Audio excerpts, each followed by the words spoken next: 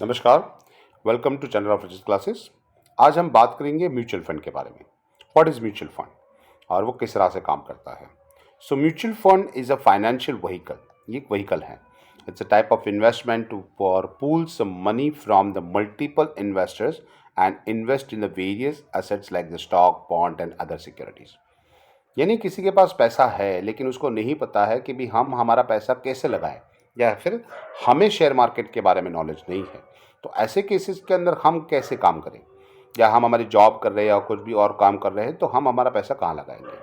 तो हम mutual fund को दे देंगे और म्यूचुअल फंड हमारा पैसा मार्केट में लगाएगा, शेयर मार्केट में लगाएगा और हमें कमा के देगा, है ना। सो दे आर द प्रोफेशनल्स। तो professional fund managers handle this investment. वो हमारे इन्वेस्टमेंट हैंडल करता है and generate return for the investors. हमारे लिए रिटर्न क्रिएट करता है। Mutual funds is a standardization way to assist the professional fund management and much like the buying and the package product.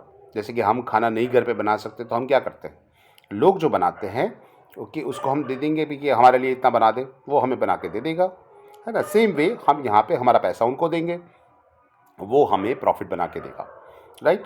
अच्छा, उसके अंदर होता है फंड मैनेजर जो आपके फंड को मैनेज करता है। सो उसका काम क्या होता है। सो यहाँ बताया कि responsibility the fund, a fund manager is responsible for managing your investments. Okay, उसकी ड्यूटी में क्या होता है, पहली चीज़ कि वो रिसर्च करेगा या एनालिसिस करेंगे स्टॉक्स के मार्केट में क्या रिक्वायरमेंट है, क्या रिक्वायरमेंट नहीं है। Second, building and maintaining the investment portfolio. आपके इन्वेस्टमेंट पोर्टफोलियो को बनाएगा।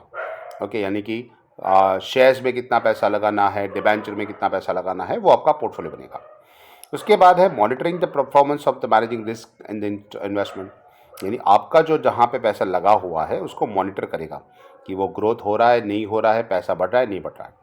And reporting to the investor, हमें बताएगा कि आपकी 1 महीना हो गया, 2 महीना हो गया, तो आपके पैसे अब कैसे हैं, यानी किस तरह से वर्क कर रहा है। ये फंड मैनेजर का काम होता है।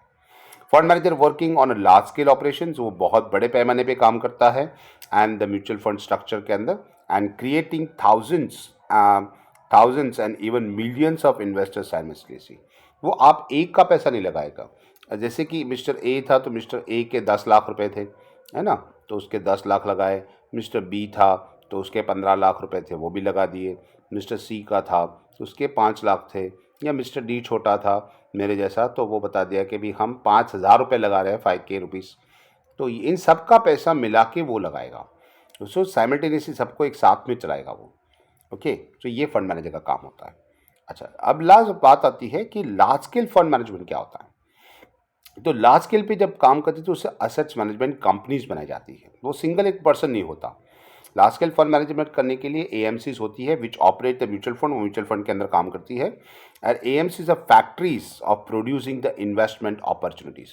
ये फैक्ट्री होती है, वो इन्वेस्टमेंट की अपॉर्चुनिटी ढूंढती है कि कब कौन से शेयर में पैसा लगाया जाए, कहाँ पे इन्वेस्ट किया जाए ताकि ज़्यादा से ज़्यादा रिटर्न मिले। तो एएमसीज का काम है। एंड सिमिलर हाउ द लिखा हुआ है, that is Britannia's products are biscuits and scale. यहाँ ब्रिटानिया की बात चलिए, sorry, Britannia produce biscuit and scale and ensuring the uniformity across the market. Unlike the local funds manager, AMC manage the funds and diverse to the concern national wide. यानी India से है तो India के अंदर नहीं, यानी गुजरात से तो गुजरात में नहीं, गुजरात के बाहर भी इन्वेस्ट करेगा। कहाँ इन्वेस्ट करना है, कितना इन्वेस्ट करना है, वो ये डिसाइड करेंगे। सो ये उसकी उसे फैक्ट्री इस तरह से बोला गया है ताकि वो डिसाइड कर पाए कि कहाँ कब पैसा लगाना है, वो उसकी अपॉर्चुनिटी ढूंढती है। अच्छा, तो किस तरह से एएमसी बना होता है, एसेट मैनेजमेंट कंपनी किस तरह से बनती है वो देखते हैं। सो फंड होता है the sitting of AMC is an, लिखा हुआ है, इट्स अ प्रोसेस होती है, एक रिजिडियस प्रोसेस रेगुलेटेड बाय सेबी, जो सेबी ने रजिस्टर्ड की होती है, ऐसी है। तो कैसे काम करेगा, फंड्स एक फंड स्पॉन्सर होगा, that is the sponsor initiate the process by applying to the SEBI. वो सेबी में अप्लाई करेगा, एज प्रोसेस अप्लाई करेगी, मुझे एक एएमसी खोलनी है या इस तरह से फॉर एन एएमसी लाइसेंस, वो लाइसेंस लेके लिए अप्लाई करेगा and undergo the detail of scrutiny and must meet the strength requirement, यानी उसकी जो रिक्वायरमेंट्स है सेबी की, वो सारी एप्लीकेशन के अंदर भरेगा, उसकी डिटेल देगा।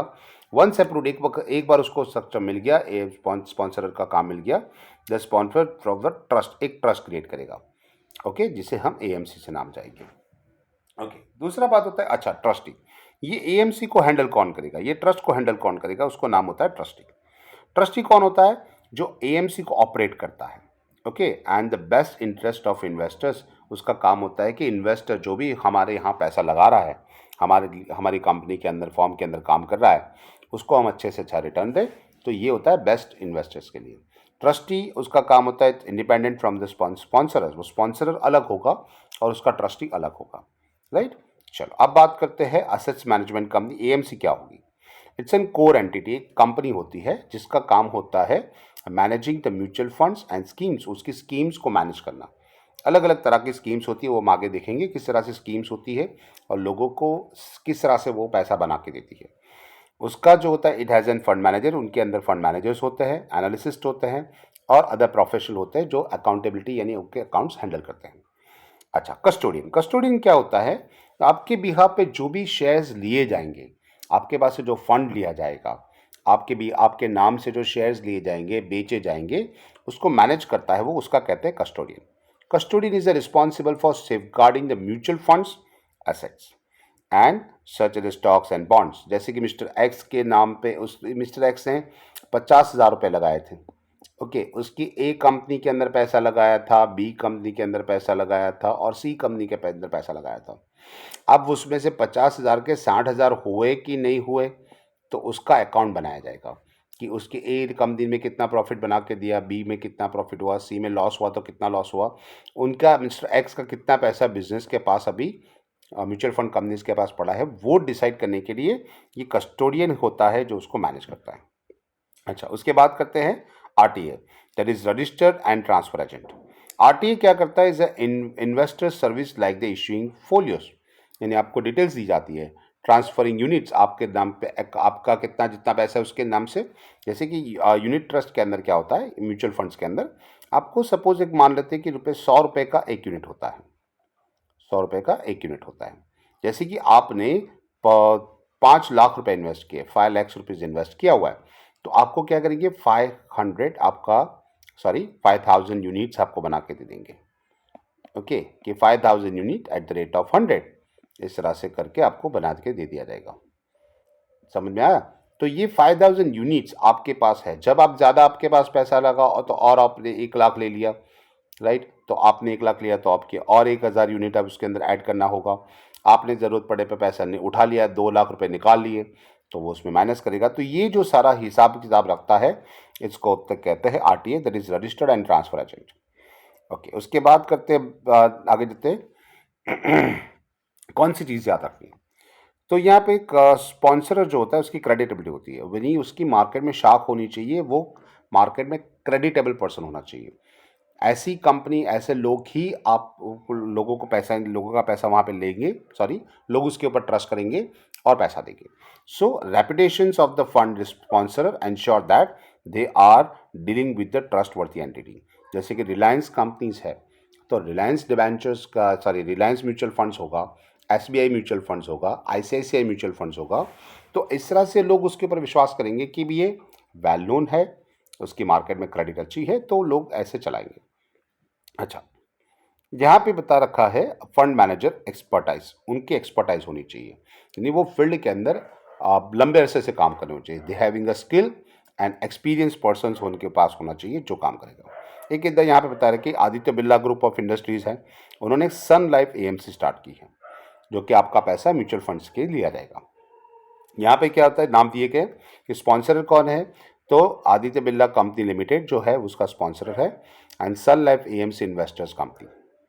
ट्रस्टी कंपनी क्या है, Aditya Birla Sun Life trustee private limited, और उसके दो प्रोवाइडर्स यहाँ लिखा हुआ है, 2 कस्टोडियंस है, एक है सिटी और the district bank and the RTA, one is RTA, that is CMS. तो इस तरह से सर्विस प्रोवाइडर ये दोनों कंपनीज का थी। तो ये Aditya Birla Sun Life insurance का एक पॉइंट। अच्छा, वाई नो दिस, यह मेंशन किया हुआ है। So understanding the structure of functioning of AMC is like the learning to use the camera beyond the auto mode, यानी किस तरह से वो काम कर रहा है वो समझने के लिए आपको दिख रहा है कैमरा के अंदर जो चीज़, लेकिन उससे बाहर जो है वो क्या है वो बता देता है। विद द डीपर नॉलेज, उसके पास ज़्यादा नॉलेज होता है, and cake make the smart investment decisions, better understanding how to money is manage, किस तरह से पैसा लगाया जाएगा। I can not generate that, यहाँ पे लिखा हुआ है I can not generate an inline image here, but I can create then describe the visual representations of the assets management company, the structure better than the understanding here's affected the explanations and the image would be like। देखो यहाँ पे होती है SEBI, right, structure बताया गया, उसके अंदर होता है एक फंड स्पॉन्सर जो कि प्रमोटर होता है, जो क्या कहते हैं म्यूचुअल फंड कंपनी का ओनर होता है।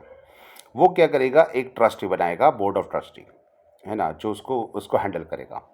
ओके, वो बोर्ड ऑफ ट्रस्टी खुद काम नहीं कर सकता एज एसेट्स मैनेजर, ये दोनों डिफरेंट है। एक अपना बंदा रखेगा जो कि एसेट्स मैनेजमेंट कंपनी होगी, वो कंपनी बनाएंगे, वो ट्रस्टी ये कंपनीज बना के देंगे, और वो कंपनी के अंदर दो तरह के काम होंगे।